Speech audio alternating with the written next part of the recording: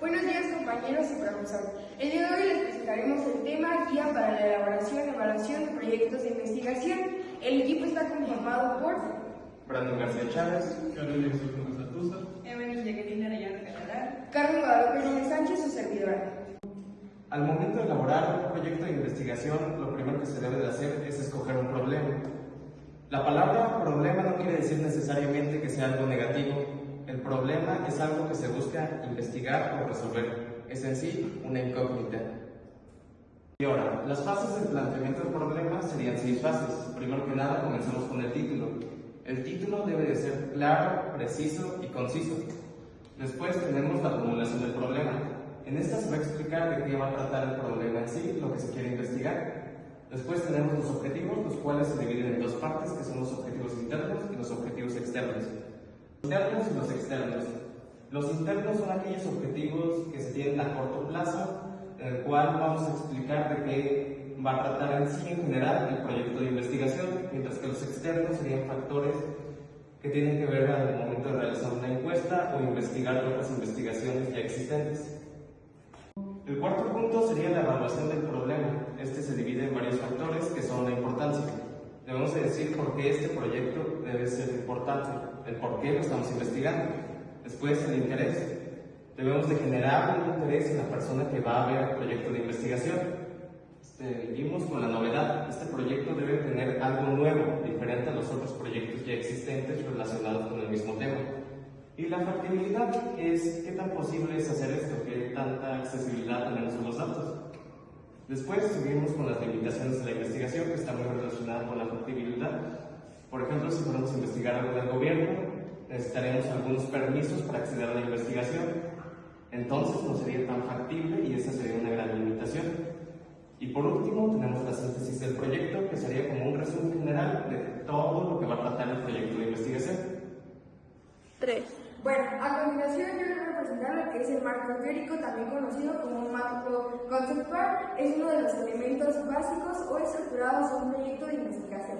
Su principal función es la estructura de las ideas y conceptos seleccionados para una introducción, que será nuestro problema, y precisarlos y organizarlos de manera que puedan ser mejorados y convertidos en acciones concretas. Mientras que un marco operativo también puede ser un metodológico que describe cómo se hace la investigación y cómo se refiere al que realiza. Bueno, a continuación serían los antecedentes. 3. Bueno, y a continuación serían los antecedentes de la investigación. Aquí tenemos 3 elementos que serían los puntos claves, y sería que no debemos cometer ningún error. Hay campos nuevos para la investigación, guía y originalidad, que es lo más importante, y cómo se hace va a ser más a continuación, que les vamos a explicar. Bueno, luego seguimos con las bases teóricas. Las bases teóricas buscan el significado, las implicaciones y la relación del tema de estudio con otras áreas del conocimiento y con teorías como fisiología. A continuación les hablaré sobre la metodología. La metodología en un proyecto de investigación es la parte que describe cómo se realizará un proyecto de investigación. Este es fundamental porque garantiza que el estudio sea riguroso, replicable y válido. La metodología constituye la médula del plan, la cual se refiere a la descripción de las unidades de análisis o de investigación, las técnicas de observación, la recolección de datos, los instrumentos que se utilizarán para la recolección de datos, los procedimientos que se realizarán y las técnicas de análisis. Los componentes claves de la metodología son los siguientes. Como primero tenemos la población y muestra. Este se refiere al conjunto para el cual serán válidas las conclusiones que se obtengan o los elementos, ya sean personas, instituciones o cosas, a las cuales se refiere la investigación. De esta población es conveniente tomar una muestra, es de definirse en el plan y justificar los universos de estudio, el tamaño de la muestra y el método, que puede ser empírico o estadístico, y el proceso de la selección de las unidades de análisis. Como segundo componente es el diseño o técnicas de investigación de observación. En esta sección se explica el tipo de investigación a realizar, ya sea histórica, descriptiva o y se especifica cómo se organizarán las unidades de análisis para su observación. Esto es lo que se conoce en experimentación como el diseño y se traduce generalmente en un esquema o representación gráfica que indica cómo se recogerán los datos. Como tercer punto tenemos las técnicas de recolección de datos. Aquí se explica el procedimiento, el lugar y competición de la recolección de datos. Esta sección es la expresión operativa del diseño de investigación, la especificación concreta de cómo se hará la investigación. En esto se incluye si la investigación será a base de lecturas, entrevistas, encuestas, análisis de documento u observación directa de los hechos. Como segundo, los pasos que se darán y por último las instrucciones para quién se habrá de recoger los datos. Como punto número 4 tenemos las técnicas de análisis. Esta sección describe el proceso de clasificación, de registro y de codificación de los datos. También nos describe las técnicas analíticas, las cuales pueden ser lógicas o estadísticas, que se utilizarán para comprobar las hipótesis u obtener las conclusiones. El análisis lógico corresponde a investigaciones en las cuales las unidades de investigación son pocas, como estudios históricos de casos o clínicos, mientras que el análisis estadístico se utiliza cuando se tienen conjuntos numerosos de datos. 3. A continuación tenemos el aspecto administrativo. En las investigaciones complejas y costosas dirigidas o promovidas por grandes instituciones realizadas por equipos, es preciso incluir en el plan de investigación de forma detallada el aspecto administrativo de la mano de la obra emprendida.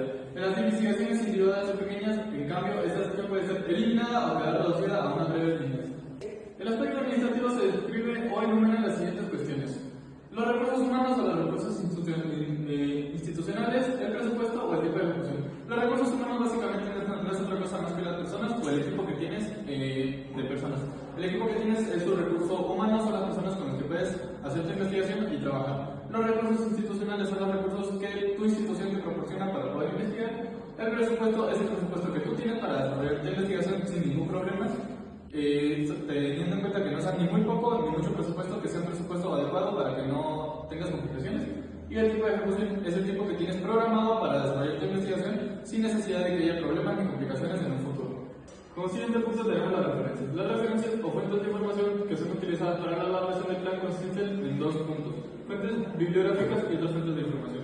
Las fuentes bibliográficas las podemos encontrar en libros, en algunas otras publicaciones consultadas, como algunas páginas de internet, y las otras fuentes de información son como por ejemplo personas, documentos, películas, etc. Si alguna persona sabe sobre mi proyecto de investigación, yo puedo llegar con esa persona fácilmente, preguntarle sobre el proyecto de investigación y esa persona me va a responder. Esta es una fuente de otra información, sin embargo no es una fuente bibliográfica, porque en las fuentes bibliográficas tengo que poder sacar de dónde sacar la información. En cambio, en las otras fuentes de información, solamente con el nombre de la persona, del documento o de la película, es más que suficiente para saber de dónde sacar la información.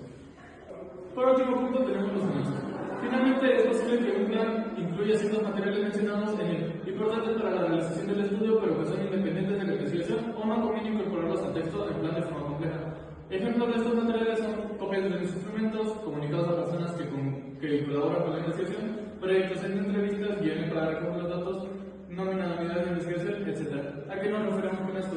Los anexos básicamente son parte de la investigación, mas sin embargo no es importante que los mencionemos en ella. Lo podemos utilizar como referencias bibliográficas o como algún otro documento que ampare que nosotros sí consultamos esa información. Sin embargo, meterla dentro de la investigación o del proyecto no resulta conveniente, por eso existe esto ya parte de los anexos. En esta parte podemos meter de dónde conseguimos la información y algún otro material que conseguimos para fundamentar o desarrollar nuestra investigación. Y ya por último, para finalizar, vamos a hacer una pequeña dinámica que se trata de seleccionar el título correcto entre estas tres opciones. Bueno, y hay que recordar los criterios básicos que tienen que ser claro, preciso, completo y conciso. Y a continuación pasará a una de nuestras compañeras a elegir alguna de las opciones. Arite, por favor. Por favor, seleccionó. El inciso B. Perfecto. Perfecto. Bueno, es correcto, el inciso B es el título correcto, ya que no es tan largo ni extenso, tiene palabras clave que atraen al lector. Y mi compañero les va a explicar lo siguiente. El inciso A no podría ser, ya que este título es demasiado largo y no captaría la atención de las personas que lo van a ver. Y el inciso C es súper cortito y hay palabras que no son clave en su proyecto.